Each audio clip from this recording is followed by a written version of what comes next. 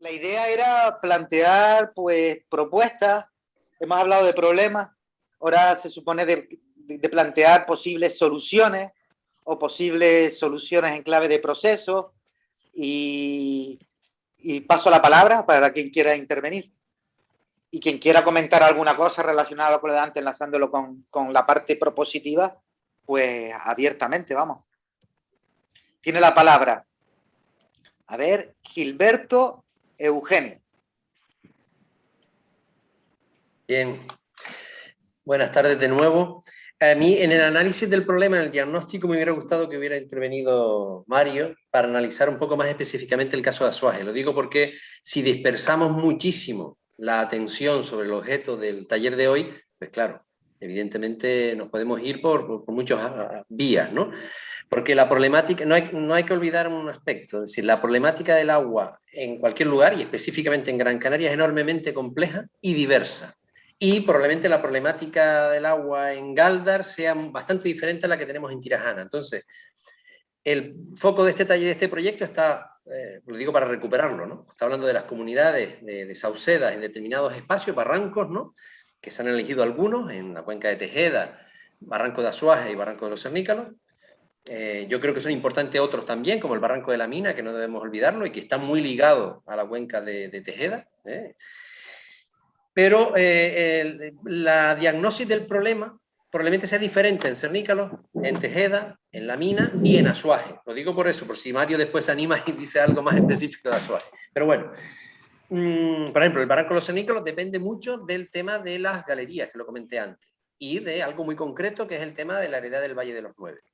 Y algo muy concreto también, que es el área que pueda estar influyendo en esa galería, que es el área de la Caldera de los Marteles, Tenteniguada y a lo mejor más amplia, ¿no? Ahí yo creo que Diana podría ilustrar un poco más en ese sentido. Entonces, en cuanto a soluciones, la idea que se planteó desde la Unión de la Reserva de la Biosfera, y el otro día en Tejeda pudimos hablar sobre ese tema, y una conclusión es decir, que usando la ley del agua de Canarias, ¿no? De declarar un área sobreexplotada, permite al organismo responsable, al organismo de Cuenca, que en este caso es el Consejo Insular de Agua, y que yo creo que tiene que intervenir también medio ambiente, por lo que comentábamos de los ecosistemas y de la preservación del ambiente, hacer una regulación de Cuenca.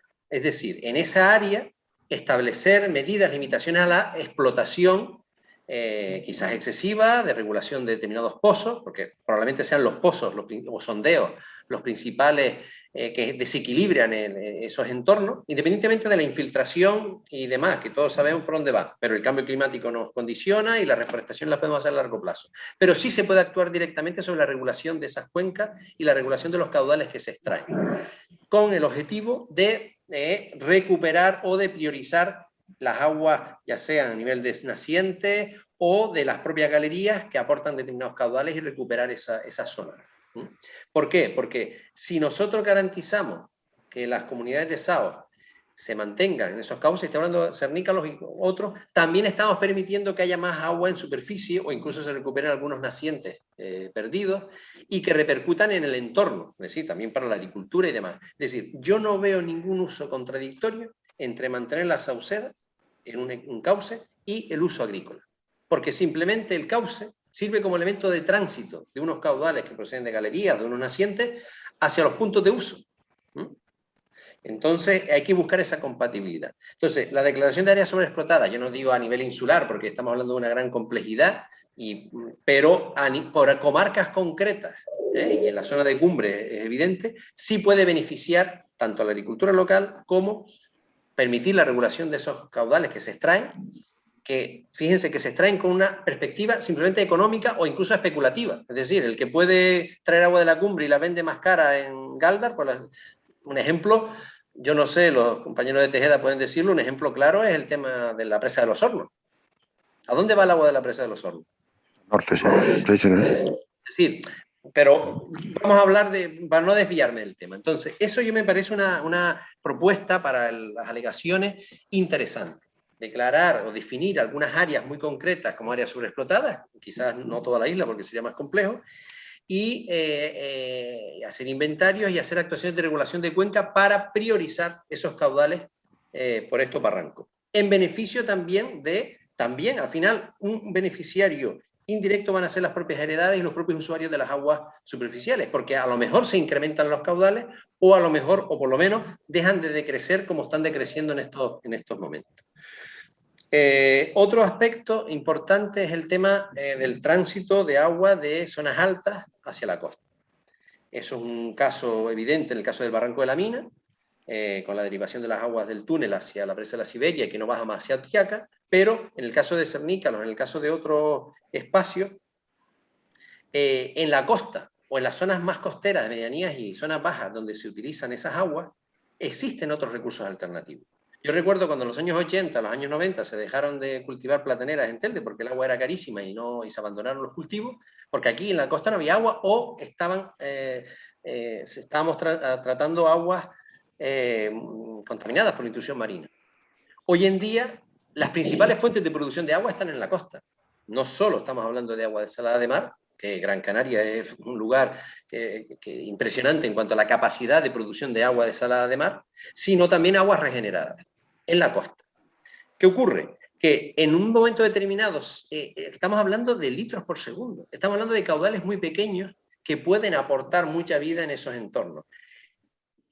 A nivel económico, el valor económico de eso dentro de un plan hidrológico para compensar con recursos alternativos en las cotas bajas, aguas regeneradas o aguas desaladas que están disponibles, sobre todo las aguas regeneradas están disponibles porque están infrautilizadas en gran parte, pueden servir como elementos de compensación a los usuarios de esas aguas en las zonas de costa y permitir la conservación tanto de la agricultura como de los ecosistemas en las zonas altas y de cumbre.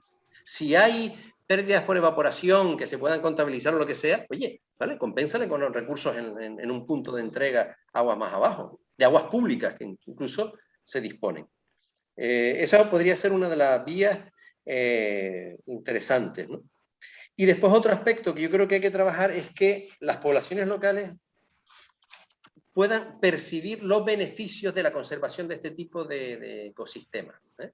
Porque si no, se van a convertir en un elemento competidor, como ahí se estaba comentando. Yo comentaba el caso, yo me centro en un caso concreto, porque seguramente habrá casos muy particulares. El caso de Cernícalos, Valle de los Nueve, Lobo Magullo, La Colomba, el uso que tiene ese barranco por ese atractivo que tiene el agua en el cauce, ese valor escénico, la sauceda, la conservación de ese ecosistema, que ayuda, como les dije, a combatir la caña y la zarza. Los vecinos de allí tienen que verlo como un valor positivo. Tiene que haber alguna actividad de desarrollo local de que ellos puedan ser beneficiarios también de ese uso y de ese atractivo, no simplemente sufridores de los asaderos y de las molestias de los visitantes, ¿no? Y por último, un comentario, como los compañeros de Tejeda dijeron y que me parece interesante, el aprovechamiento de los saos. Yo no quería confundir porque ha habido un aprovechamiento de los saos, pero no solo está el salis canariense, sino también está el salis fragilis, que son las mimbreras, que son las que se utilizaban precisamente para hacer todo el tema de cestería, albardas y demás, que por ejemplo el Barranco de la Mina es quizás el principal árbol que está, son mimbreras más que saos, ¿no? Y el mantenimiento de esto de la agricultura, lo que hablaba. Hay un concepto que es interesante, que yo lo aprendí en Tejeda precisamente, que es el tema de los remanientes, ¿no? Están los nacientes, se riegan determinados cultivos y tal, y después están los remanientes, es decir, que aguas abajo nace el agua que ha sido utilizada aguas arriba por los agricultores, ¿no? Que al fin y al cabo también ayuda a mantener los ecosistemas, ¿no? No sé si, espero haber sido claro en cuanto a la propuesta. Áreas sobreexplotadas en zonas concretas y regulación de cuenca y limitación de caudales como una actuación del Consejo Insular de Agua, el organismo de cuenca, para garantizar estos caudales. Posibles compensaciones en aguas abajo para evitar el trasiego de agua de zonas altas a zonas bajas, con aguas públicas, aguas regeneradas de otros caudales, y establecer estrategias para que la población local perciba los beneficios del mantenimiento de estos ecosistemas. Me callo. Muchas gracias, Gilberto. Tienen la palabra pedido Eugenio, Diana y Antonio, y una invitación a Mario por si quería exponer algo. Si Mario se anima, le paso la palabra a Mario, que no ha hablado. La confianza da asco. Venga, Mario, venga. Vale. Bueno, esto es casi una violación, pero bueno. No, bueno, es que en parte, teniendo en cuenta lo que decía Gilberto, que son casos bastante diferentes, pero en el caso de de Cernícalos y Azuaje hay bastantes coincidencias, ¿no? Yo escuchaba antes a Cristóbal ensalzando un poco los usos tradicionales que antes hacíamos en los barrancos, pero que esos usos tradicionales son los que nos trajeron los barrancos a la situación actual que tenemos, ¿no? Por ejemplo, en Azuaje, propiedades de mi familia, que no son de mi familia, aunque los tengamos en las escuelas, porque es de cauce público, tenemos unos terrenos que se llaman las playas. Esos terrenos que tenían unos limos, unas arenas finitas, los plantábamos de berro. Los plantó mi tatarabuelo, los plantó mi bisabuelo, los plantó mi abuelo y los plantaron mis tíos abuelos. Iban a coger los berros mis tías abuelas y mi abuela y mi tatarabuela. En la actualidad, esos terrenos, una vez que los heredaron mis padres, al principio fueron, ya luego vivimos en una época diferente en la que no compensaba sacar los berros llenos de humedad desde ese sitio porque había otros trabajos más cómodos, pues ya mi padre y mis tíos descartaron el tema, y en los bordes de esas playas había plantadas hierbas de Guinea, etcétera, para el ganado. En la actualidad, en el barranco de Azuaje hay un núcleo peligroso de una especie invasora, que es la hierba de Guinea, por los usos tradicionales que tuvo la zona, y lo que hemos hecho en la actualidad es decirle al cabildo, o hacerlo nosotros mismos, la gente de la familia, y hemos plantado especies de laurisilva, que era lo que originalmente hubo en esa zona del barranco, porque es una zona un poco elevada en la que solo pasa el agua por encima cuando llueve, pero en nuestras escuelas dice cómo teníamos derecho a desviar el agua para cultivar eso. En mi familia nadie quiere, yo no quiero ni puedo, ni mi familia quiere ni puede, ni nadie, porque mis padres se lo ofrecieron a un montón de gente que se querían cultivar berros allí, desde antes de la protección como reserva natural especial del barranco, y nunca nadie quiso. Eso es un ejemplo de, bueno, como en mi caso mi familia ayudó a transformar el barranco de Azuaje, durante años nos ayudó a vivir, y en la actualidad pues estamos haciéndolo, entendemos lo que nos toca, que es volver a plantar las especies que originalmente estaban en la zona e intentar devolverle al barranco, pues compensarle pues por los años, probablemente más de 150 años de uso de ese espacio. Hasta hará 15 años, en el barranco de Azuaje había un señor que tenía cabras, ya con la declaración de reserva natural especial, aunque ahí ese señor tenía una ventaja, que es que hay una leyenda que una vez se vio un agente del medio ambiente en el barranco de Azuaje, con lo cual el señor hacía lo que quería, no pasaba nada, pero el señor iba y lo hacía con todo el buen criterio del mundo, se subía a los saos, cortaba ramas de alimento del ganado, y él mismo espillaba varas de sao, con lo cual él mismo repobló de saos algunos tramos del barranco, hacía un uso racional, sostenible, estupendo del territorio. Cuando los tenía recién cortados estaban feos, pero por suerte se recuperaba en poco tiempo. ¿Qué quiero decir con eso? Que en los tiempos ahora, yo hablo con los hijos de ese cabrero en la actualidad, y nada más que les nombro las cabras se ponen enfermos. No quieren saber nada, no quieren meterse a coger saos en el barranco, ni tan siquiera quieren tener 2 cabras al lado de la casa a las que quieran alimentar con forraje comprado. ¿Vale? Entonces, me parece fantástico lo que Cristóbal decía. Además, nunca debemos de olvidar nuestra historia para no repetir las cosas malas, pero la realidad es que ahora mismo todos esos espacios naturales de barrancos, etcétera, que tienen otra función bastante diferente, que es una función de conservación de nuestra biodiversidad, y también tiene una función importante, que es ser espacios de ocio de la población de la isla. Entonces, tenemos que compatibilizar esa protección de la biodiversidad con el ocio de la gente. Tendría, por ejemplo, el barranco de Azuaje, en los primeros días que dejaron salir a la gente del confinamiento, diariamente había más de 100 vehículos aparcados, todos los días de la semana, porque con los ERTES, el paro, etcétera, todos los días de la semana, más de 100 vehículos, incluso ocupando un carril de la carretera, con al menos 2 personas por vehículo, y por lo menos la cuarta parte de esos 100 vehículos con mascotas, con perros de grandes tamaños, transitando por el barranco. El otro día estuve hablando con gente que se dedica a hacer seguimiento de aves, y este año no consiguió criar en el barranco Azoaje ninguna pareja de gallineta. Este año no consiguieron criar en el barranco ni el 50% de los capirotes, mirlos y otras aves que normalmente nidifican en el barranco y que crían en el barranco.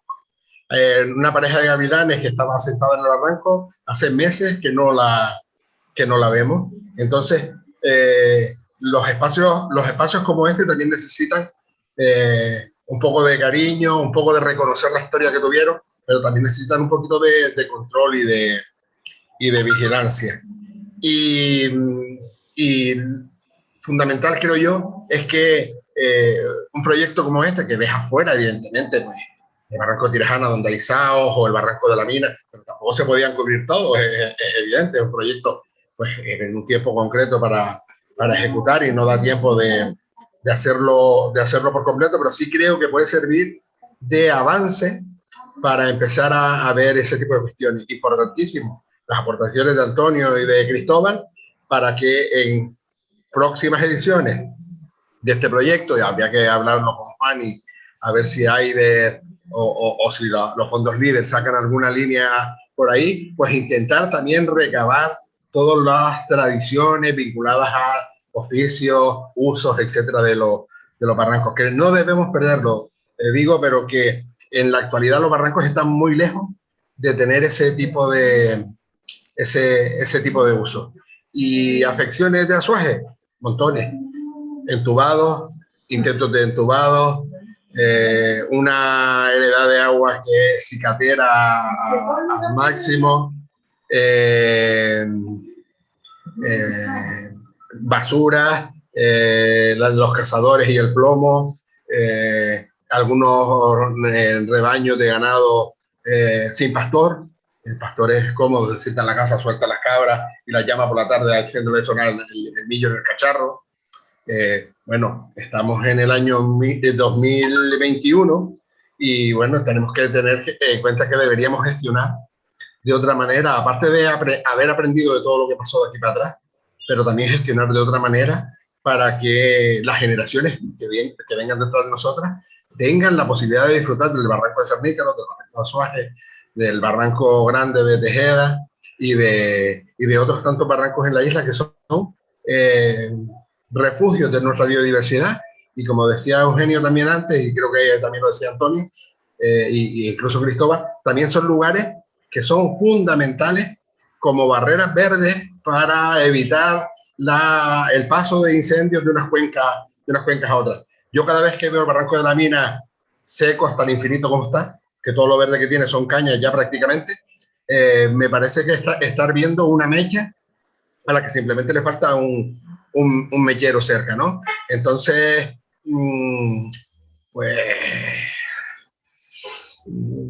yo creo que tenemos un montón de factores más que analizar, pero este proyecto no puede verlos absolutamente todos, porque es un proyecto pequeñito, en un periodo concreto y con unos objetivos concretos como se ponían al principio. Muchas gracias, Mario, por tus aportaciones, siempre valiosas. Estamos ya por la última ronda de palabras, por si alguien quiere hablar en esta parte propositiva, que lo diga ahora.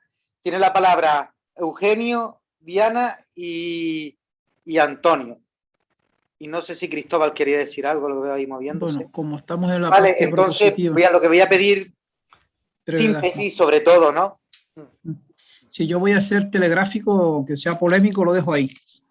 Prohibir los pozos de más de 100 metros de profundidad, medida 1. ¿Vale? Por debajo de 100 metros un pozo es insostenible, es un atraco a mano armada a los ecosistemas y debería estar prohibido por ley. Iniciativa popular para eso, si hace falta, pero ya, o sea, nada de pozos de 300, 400, 500, 600, 1200 metros. Es una tomadura de pelo y eso destruye la vida transversalmente y eso es urgente, ¿no? Declaración de áreas sobreexplotadas. Yo no sé si la ley obliga, que es una duda que me gustaría que Diana hablara, si se puede hablar de zonas sobreexplotadas o hay que hablar de toda la cuenca sobreexplotada. No sé ahí las dificultades, pero habría que buscar alguna fórmula concreta. La compensación, todo litro de agua que salga de la cumbre hoy, que tiene los derechos históricos, eso de los mafiosos del agua privada y todas esas cosas, que contradice la Constitución Europea, la Constitución Española, y que tienen esa moratoria no sé hasta cuándo, pero mientras la tengan, prohibir sacarle el agua que vaya más allá de su ecosistema. Y si va más allá del ecosistema, yo le regalo mi agua depurada.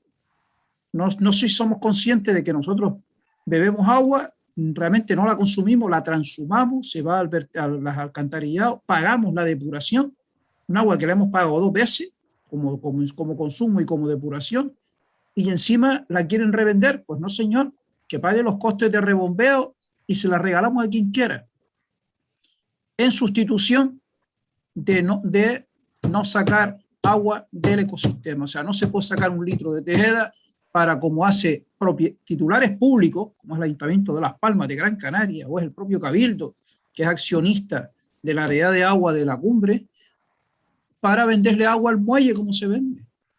Señores, el agua que vaya a salir de cualquier metro de la Cumbre, si hay que mandarla a la costa, ahora no hay que sigue el hombre ahí con sus derechos y nos va a denunciar, nos va a venir en el lugar. Bueno, pues yo se la compenso con agua regenerada en la costa, pero usted esa agua la deja en la costa. Sería otra medida rápida e inmediata de acción. Otro tema, la recultura del ocio. Yo hablo que los barrancos tenemos que empezar a hablar de el regenera ocio, o sea, el ocio no de ir a destruir, sino a regenerar. Tenemos que empezar a generar toda una línea educativa. La gente del ocio es ir a no hacer nada, o ir a tirarse a una playa, o ir a tirarse al charco azul de Agaete. Pues tenemos que empezar a pedirle un peaje a la gente que usa el espacio natural, un peaje restitutivo. Es decir, usted tiene que ir a plantar, si va 1 hora de ocio, tiene que ir 1 hora a recuperar la zona, a colaborar con la zona. Tenemos que empezar a pedir un impuesto revolucionario regenerativo, o sea, decir, tú te implicas si quieres disfrutar de tus recursos.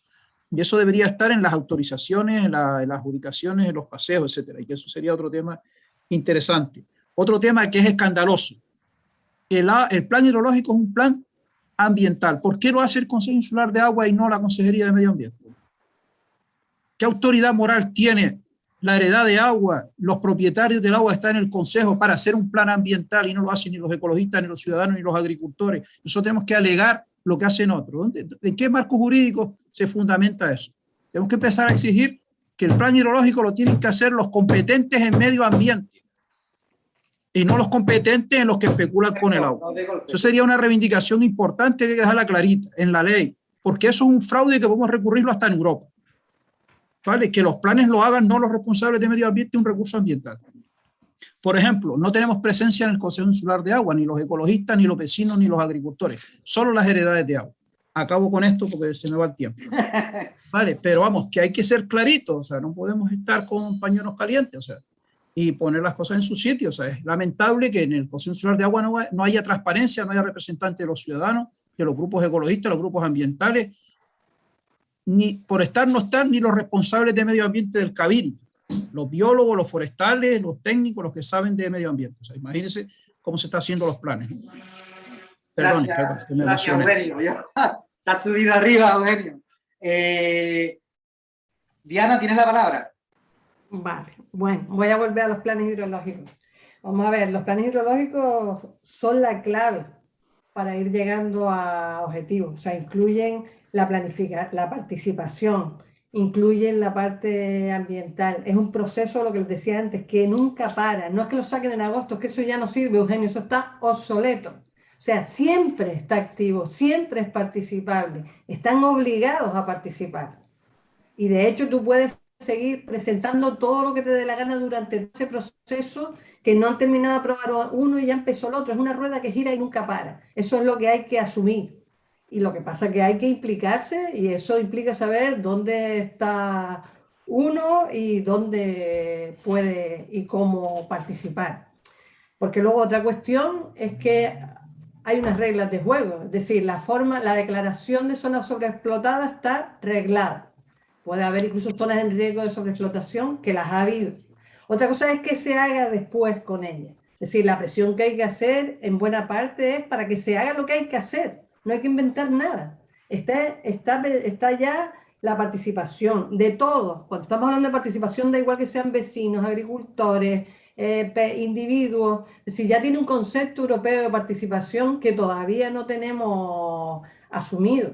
La clave tiene que estar en estructurarse, saber qué papel y cuándo le corresponde a cada uno. Porque si desde el punto de vista de lo utópico, de venga, voy a declarar toda Gran Canaria sobreexplotada, no va a poder ser. O sea, hay que demostrar esa sobreexplotación, hay que forzar a que se hagan los estudios que hay que hacer, que cada vez se hacen menos, es decir, a que se mire lo que hay que mirar. Dices tú medio ambiente, vamos a ver, los consejos insulares de agua es que son los organismos de cuenca, que en Canarias tiene transferidas las competencias. Esto engrana la directiva Hábitat, la directiva de nitratos, o sea, la de abastecimiento, las zonas protegidas porque son para especies protegidas, las que son para captación de agua de abasto, las marinas porque están vinculadas, es decir, está todo, pero hay que situarse y hacer la fuerza teniendo claro el objetivo y saber que eso no para nunca.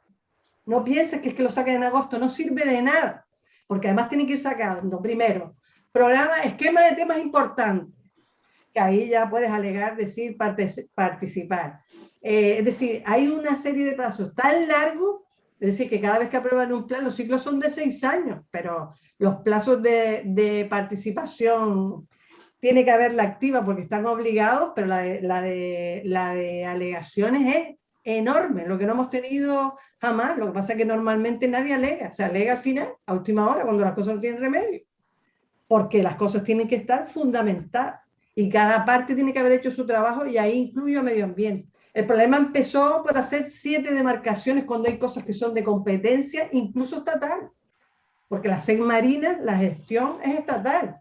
Yo creo que hay que exigir que cada administración haga su parte. Entonces, a lo mejor el esfuerzo hay que ponerlo en navegar en ese engranaje, situarse y desde ahí exigir a cada uno que haga lo que tenga que hacer para que aquello tenga la forma, para que se tengan en cuenta las cosas. Siempre se habló de que había que tener en cuenta los hábitats ligados al agua antes de que lo dijera la directiva Marco, porque eso era evidente.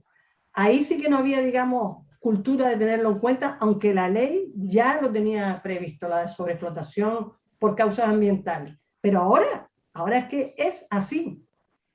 Ahora todo tiene que estar justificado, hasta las inversiones. Las inversiones no es solo lo que va a invertir el Consejo Insular de Agua, es todas las inversiones que se van a hacer para meterlas en un bombo, para ver la relación coste-beneficio, que incluye lo ambiental, para priorizarlas. ¿Sabes? Que ya no vale... De hecho, hay las subvenciones agrícolas, si no están en la planificación las actuaciones, no te dan el dinero. Es condición ex ante, que se llama, que esté en el plan. Y hay que adaptarse y aprovechar un poquito que eso existe. Lo que pasa es que es verdad que es complejo. Es complejo, pero vamos, que las herramientas están y la participación hay que exigirla porque es obligatoria. Tiene la palabra pedida Antonio y Gilberto. Dado que el tiempo ya se nos ha hecho encima, voy a incluir y adelantar un punto que es las propuestas de continuidad a esto que, digamos, de cierta manera, aunque ya hay gente que está trabajando y organizaciones que están trabajando, darle una continuidad a esto que hemos iniciado, ¿no? Entonces le paso la palabra a Antonio para que diga lo que quería decir, y a Gilberto, y quien quiera aportar algo de propuesta de continuidad a este proceso, pues también es bienvenida. ¿Vale? Hola, bueno, otra vez. La verdad es que de tantas cosas como uno escucha y no siempre tiene la oportunidad de interlocutar con gente con conocimiento, ¿no? Pero sí que nos deja que nosotros lo de solicitar la zona sobreexplotada es haciendo una lectura desde alguien que vive en una cueva, en el fondo de un barranco, en un calillo y que no tiene internet, pues las posibilidades de leer 4 cosas por ahí, de preguntarle a alguien, y lo más sano de lo que logramos sacar fue una reunión en la que estuvieron algunos de los presentes, y lo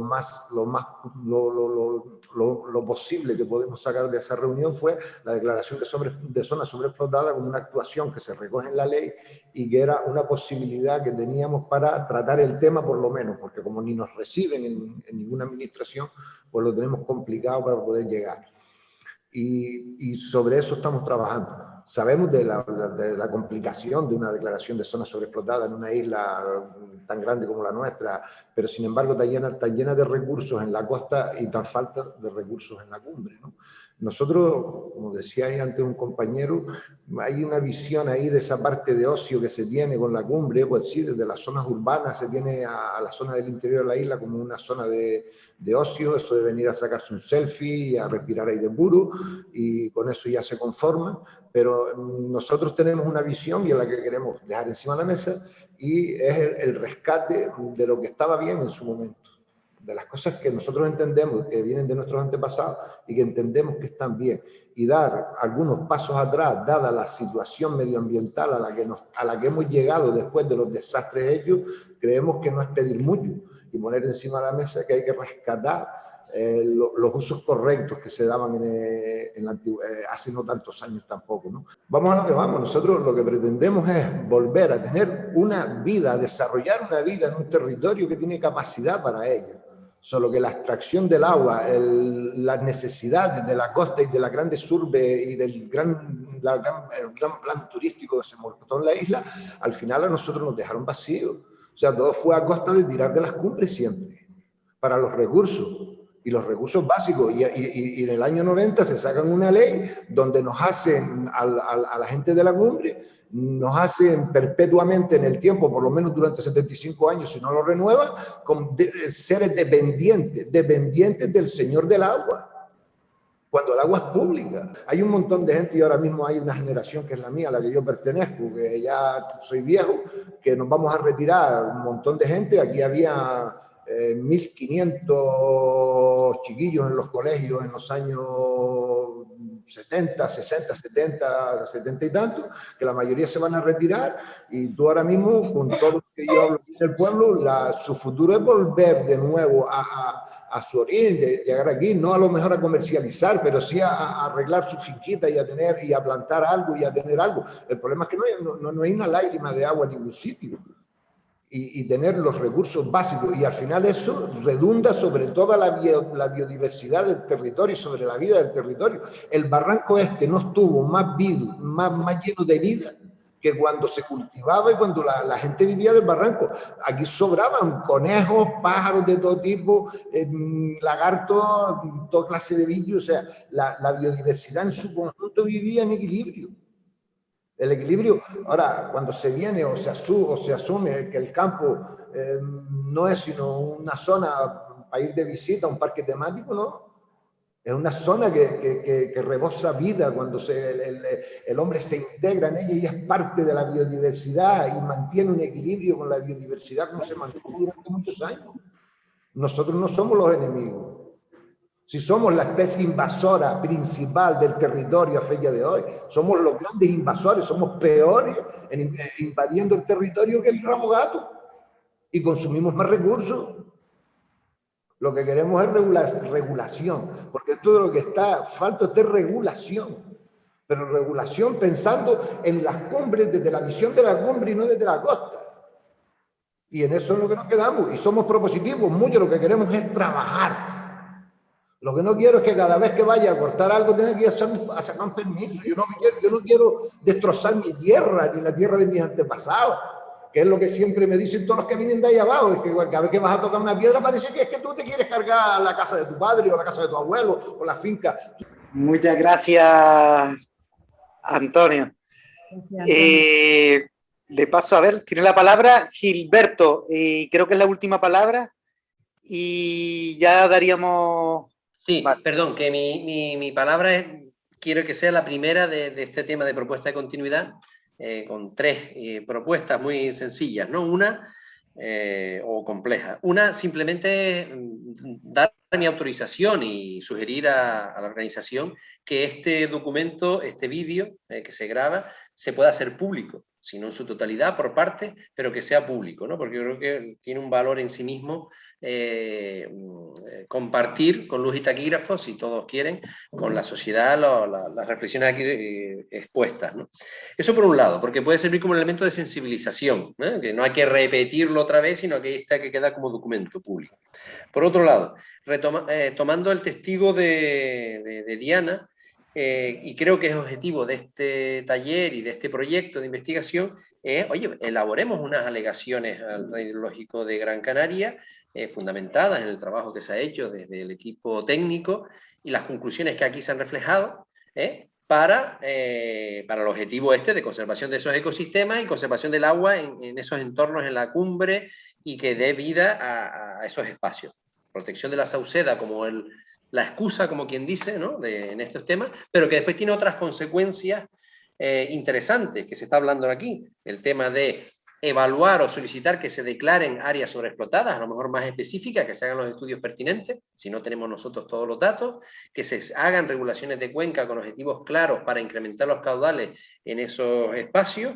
Eso habrá que fundamentarlos en las alegaciones, y búsqueda de aguas alternativas de compensación para evitar, que eso ya está contemplado, lo sabe Diana, desde los planes hidrológicos del siglo pasado, ¿no? El tema de que el agua por debajo de determinadas cotas no baje hacia la costa, y al revés. Y si existe algún derecho de uso en zonas costeras, pues puede sustituirse por compensación o por lo que sea, o permuta, por agua de otros orígenes, que no tiene que ser el agua que viene del interior, ya sea agua regenerada, desalada, u otro tipo de recursos, ¿no? Esas son cosas que, la propuesta que hago es que esas alegaciones que se elaboren desde el equipo técnico se compartan con las personas participantes en este foro y otras ampliadas, para ir consensuar los términos y que se presenten como producto final y que se dé un seguimiento, porque ahí está, como quien dice, nuestra hoja de ruta que reivindicamos no ahora, sino ese proceso participativo que comentaba Diana, que no acaba. Pero ya tenemos algo en lo que agarrarnos, y además con una fundamentación técnica yo creo que interesante, ¿no? Eso como propuesta de continuidad. Y otro es el tema de tender puentes. Yo creo que hay un problema, se nota en este taller, ¿no? La ausencia de representantes del Consejo Insular de Agua de Gran Canaria, o de alguna heredad, o de la Dirección General de Agua, o del área de medio ambiente del Cabildo. Es decir, las administraciones competentes en estos temas no están presentes en este taller, quizás porque no pudieron o porque no se les invitó, pero bueno, yo plantearía que una acción o consecuencia de este proyecto es organizar un taller específico, si pudiera ser presencial mejor, lo digo porque con emisión en streaming si quieren, pero para transmitir esto que se está aquí planteando y tender puentes con los técnicos, ni siquiera la administración, personas que están en esas instituciones y que puedan servir de apoyo para desarrollar estos planes. Yo seguro que hay gente en el Consejo Insular de Agua de Gran Canaria que al escuchar este tipo de cosas les parecen interesantes y coherentes. Seguro que la gente de medio ambiente que está ahí lo ve como una oportunidad de participar y de poder actuar en un limitante también para el desarrollo de sus espacios naturales. En las heredades hay diferentes sensibilidades. Una cosa es la heredad que comentó Antonio, ¿no? Y otra cosa es la heredad de Arucas y Firgas, ¿no? Me refiero en cuanto a sus sensibilidades y sus conceptos. Son heredades, también son instituciones muy antiguas, pero que también creo que se pueden convencer, se les puede convencer de los beneficios, incluso para ellos, que puede tener el cambio de estrategia. Y, por supuesto, la Dirección General de Agua e incluso algunos ayuntamientos importantes que participen, ¿no? Hacer algún taller participativo con ellos, en diálogo con ellos, para tender puentes, llegar a pactos, que es lo que hablaban ustedes, creo que un pacto por el agua también es un objetivo, pues yo creo que eso me parecen cosas interesantes, concretas y que habría que perseguir, y me parecen ilusionantes también. Muchas gracias, Gilberto. Última palabra pedida. Bueno, yo voy a pedirme la palabra al final. Cristóbal. Tratando de resumir estas cuestiones que nos estamos abocados hace años, pero que no habíamos dado un paso adelante. Sin embargo, la propuesta de zona sobreexplotada, que tiene razón Gilberto, que lo discutimos en Artenaras y luego lo discutimos aquí también con Carlos Soler y otros técnicos aquí en Tejeda, lo que ponemos sobre la mesa es una propuesta para el debate público, pero eso ha ayudado bastante a la sensibilización social, que no la estamos logrando casi nadie. Y poner sobre en el debate público algo, una propuesta además propositiva para hacer algo, significa que todo el mundo ya está hablando del tema. Y luego lo que tenemos que llenarla de contenido, que nosotros sí lo llenamos, y hay que explicarla. ¿Y por qué? Porque además sin zonas sobreexplotadas no hay recarga del acuífero. Y la recarga del acuífero es fundamental para los barrancos y para todos los ecosistemas.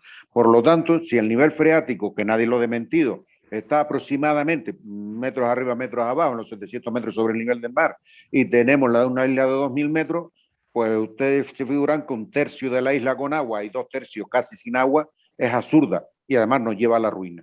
Yo creo que entonces que la zona central, la corona central de la isla, sea una zona sobreexplotada, que fue también lo que hablamos en su momento, esto lo que hace es que se recargue el acuífero y que todo vuelva a la normalidad.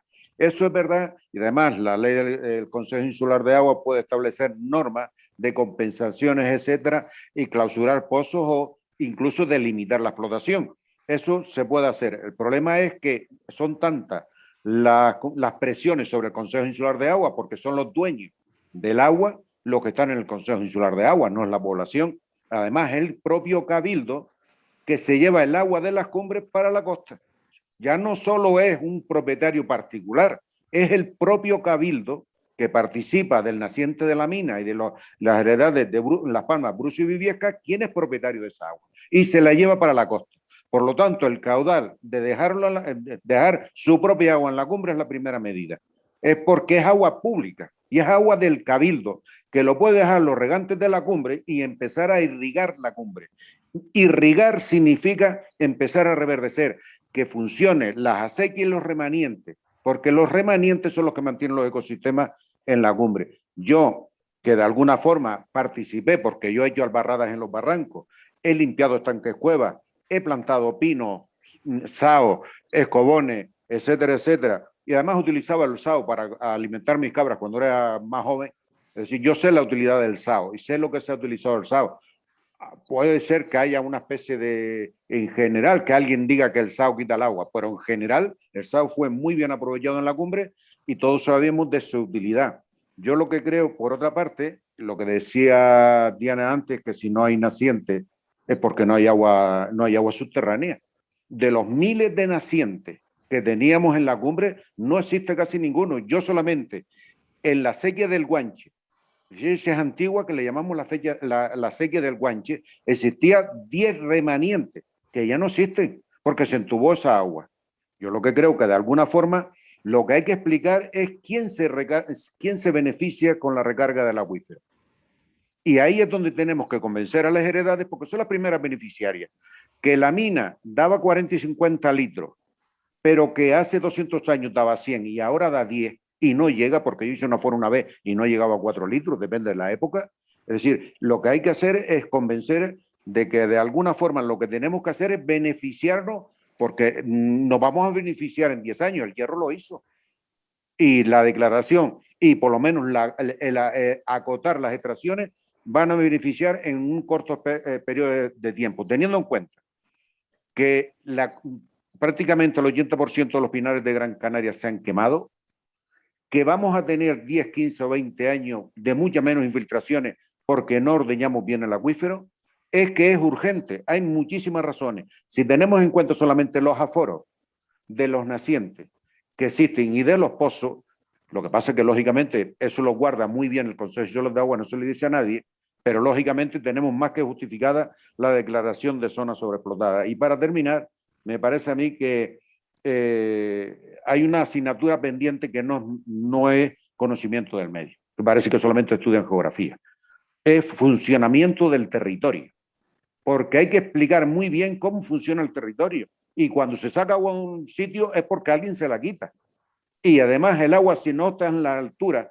no se beneficia casi nadie, solamente se beneficia los de la zona baja, y por ahí va a explicar, digamos, que en la zona sobreexplotada de alguna forma pone en el debate público este tema, y lo que de alguna forma los aliados, digamos, de conservar el territorio, tenemos que ponernos de acuerdo en los puntos básicos para poder seguir trabajando o en esta o en otra propuesta que sea similar o la que ustedes prefieran, pero pongamos sobre la mesa propuestas muy concretas para poder avanzar en las propuestas del Cabildo, que como hemos visto se pica mucho, dan respuestas rápidas, además falsas, pero no van al meollo de la cuestión ni dan excusas.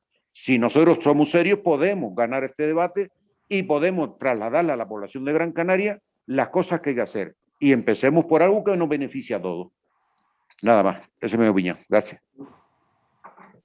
Bueno, ahora te paso Eugenio, te iba a dar la parte, es para hacer alguna propuesta, porque tenía reservado para ti lo que es la parte de propuesta muy práctica y sencilla, y es todas estas propuestas necesitan un cauce. Entonces, una de las propuestas que estábamos trabajando es constituir la mesa del agua de Gran Canaria con nosotros y más actores, y sea el espacio donde ir dándole viabilidad a todo este tipo de propuestas, ¿no? Era como otra de las medidas para darle un espacio de encuentro y de trabajo.